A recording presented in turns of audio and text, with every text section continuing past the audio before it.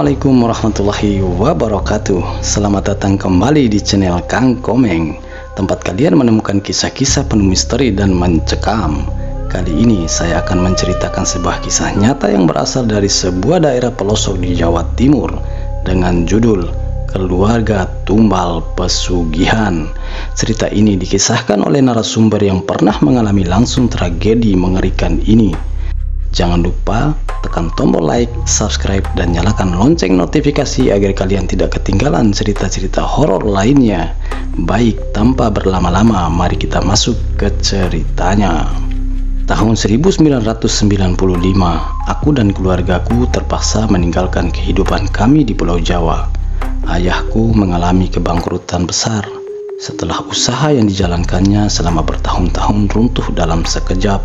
Sebagai solusi, salah satu kerabat ibu menyarankan agar kami pindah ke sebuah kota kecil di Sulawesi.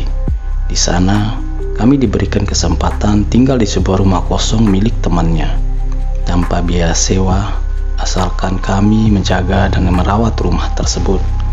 Aku masih ingat betul bagaimana perasaan tidak nyaman itu muncul sejak awal pindah. Rumah yang kami tempati terletak di daerah terpencil, jauh dari keramaian. Saat itu, aku duduk di bangku kelas 6 SD, sementara kakak-kakakku, satu perempuan yang paling tua dan satu laki-laki yang masih di SMA, ikut pindah kuliah di Sulawesi.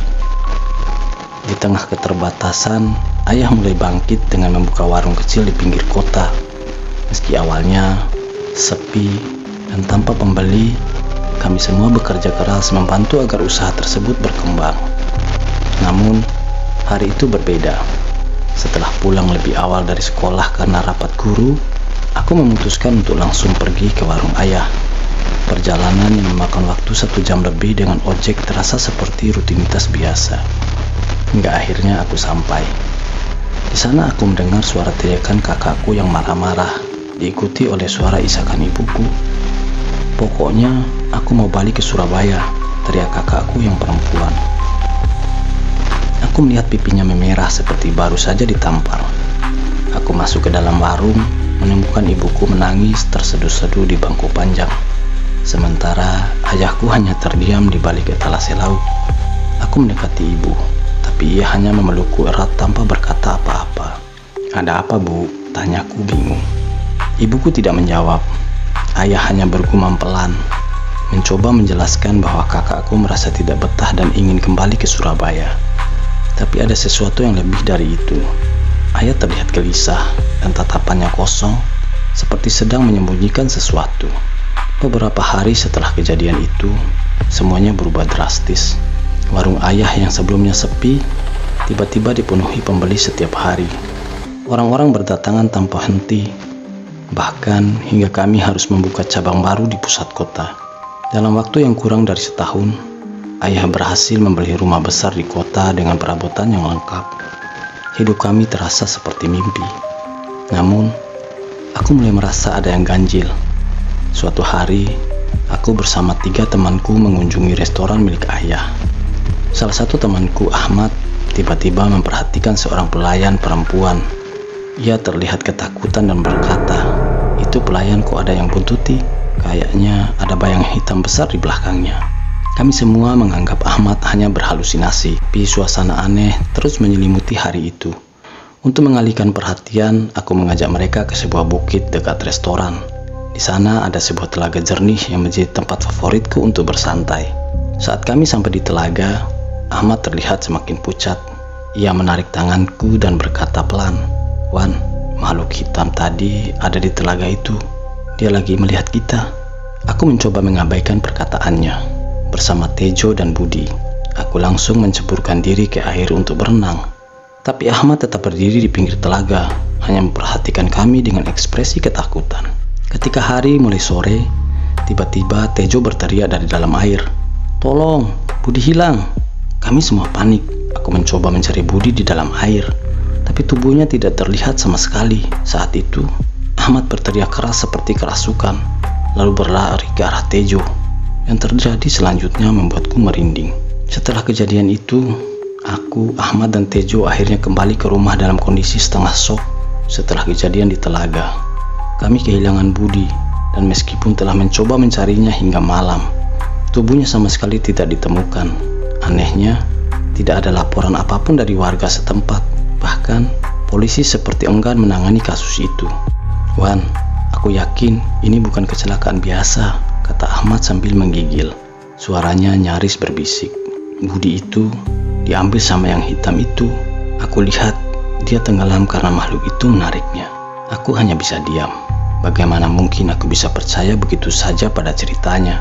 Tapi bagian dalam diriku juga merasa tidak tenang. Sejak kejadian itu, bayangan hitam disebut Ahmad seolah terus menghantui pikiranku. Hari-hari terus berlalu, dan keluarga kami semakin sibuk dengan usaha yang kian berkembang. Ayah sudah tidak pernah pulang ke rumah kecil di desa, karena sekarang kami telah pindah ke rumah baru yang jauh lebih besar di pusat kota. Rumah itu indah, dengan taman yang luas dan kolam renang, tapi terasa dingin dan suram meskipun dipenuhi cahaya lampu kristal. Suatu malam, aku mendengar ayah suara gaduh dari kamarnya, dan ibu. Pintu kamar itu terkunci, tapi samar-samar aku bisa mendengar mereka bertengkar. "Kita tidak bisa terus begini, Pak. Apa tidak ada cara lain? Anak-anak kita bisa celaka." Suara ibu terdengar serak dan panik. "Sudah cukup, Bu. Jangan ikut campur. Ini semua demi keluarga kita," balas ayah dengan nada tegas, namun penuh ketakutan. Aku mencoba mengintip dari celah pintu, tapi hanya bisa melihat bayangan mereka. Ayah tampak berdiri sambil menunjuk ke arah ibu, sementara di tangannya ia memegang sesuatu seperti kotak kecil berwarna hitam. Malam itu aku tidak bisa tidur. Kata-kata ibu terus terngiang di telingaku. "Anak-anak kita bisa celaka, apa maksudnya?" Namun keesokan harinya, kejadian aneh mulai terjadi di rumahku. Kakakku yang perempuan yang bernama Lina mulai sering mengalami mimpi buruk. Ia menceritakan bagaimana setiap malam ia bermimpi berada di sebuah gua gelap dengan dinding penuh darah. Di dalam gua itu ada sosok hitam besar yang selalu memanggil namanya. "Dia memintaku masuk lebih dalam," kata Lina dengan suara bergetar. Tapi aku tidak mau. Setiap kali aku menolak, dia semakin mendekat, dan aku merasa tubuhku seperti membeku. Aku coba menenangkannya, tapi tidak ada yang bisa kulakukan. Hingga suatu malam suara jeritan Lina membangunkan seluruh orang di rumah. Aku berlari ke kamarnya dan menemukan dia terduduk di lantai dengan wajah pucat. Di dinding kamarnya ada bekas cakaran panjang, seperti dicakar oleh binatang besar. Tapi pintu dan jendela kamar Lina terkunci rapat. Tidak mungkin ada yang masuk ke dalam. Ayah datang beberapa menit kemudian. Wajahnya tampak panik, tapi ada sesuatu yang aneh. Bukannya bertanya apa yang terjadi, ia justru memerintahkan kami semua untuk diam dan melupakan kejadian itu. "Jangan ceritakan ini kepada siapa-siapapun, mengerti?" bentaknya kepada kami. Seminggu setelah kejadian itu, aku memutuskan untuk mencari tahu sendiri apa yang sebenarnya terjadi. Rasa curiga terus mengusikku, terutama pada ayah yang semakin lama semakin tertutup dan sering pergi entah kemana. Aku mulai menyusuri ruang-ruang tersembunyi di rumah kami. Saat membersihkan gudang, aku menemukan sesuatu yang membuat bulu kuduku berdiri. Di sudut gudang, ada sebuah altar kecil yang dihiasi dengan kain merah dan dupa. Di atasnya, ada beberapa benda aneh seperti keris kecil, mangkuk berisi cairan merah kental, dan foto-foto keluarga kami, termasuk foto Budi yang hilang di telaga. Jantungku berdegup kencang. Aku merasa menutup altar itu dan kembali ke kamar dengan pikiran kacau. Saat itu, aku yakin satu hal. Ayah menyembunyikan sesuatu yang sangat besar dari kami. Malam itu aku mendengar suara aneh dari taman belakang. Dengan hati-hati, aku mengintip dari balik tirai kamar dan melihat ayah sedang berdiri di dekat pohon besar, memegang kotak hitam yang kulihat sebelumnya. Ia berbicara dengan seseorang. Tidak ada satupun siapa di situ. Ketika aku memperhatikan lebih seksama, bayangan hitam besar mulai muncul di belakang ayah. Tubuhku diam membeku. Itu adalah sosok yang sama dengan yang diceritakan oleh Ahmad. Setelah malam itu, aku tidak bisa tidur. Bayangan ayah berbicara terus dengan makhluk yang gelap terus menghantuiku. Aku yakin keluarga kami terlibat, sesuatu yang jauh lebih menyeramkan daripada apa yang pernah kubayangkan. Keesokan harinya, aku memutuskan untuk mengkonfrontasi kepada ayah. "Ayah, apa yang sebenarnya terjadi?" seruku dengan suara bergetar.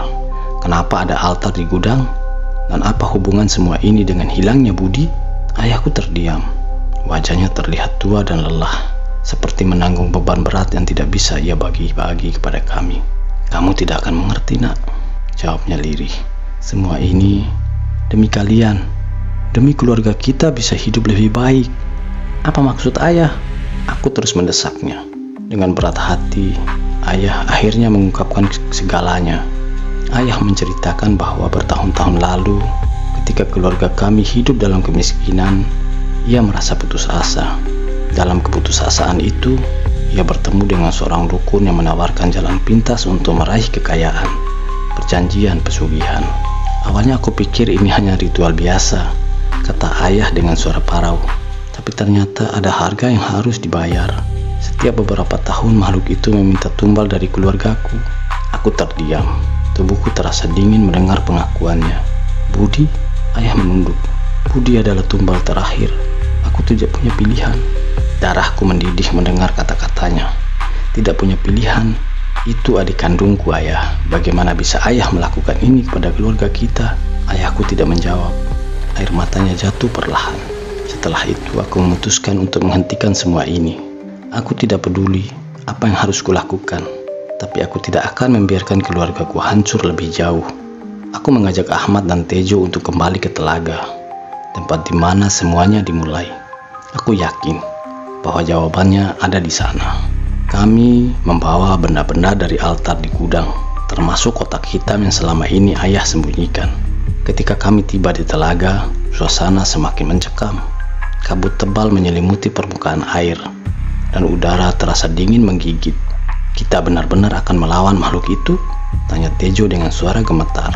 Kita harus, jawabku tegas. Kami mulai melakukan apa yang kami pikir bisa memutus perjanjian.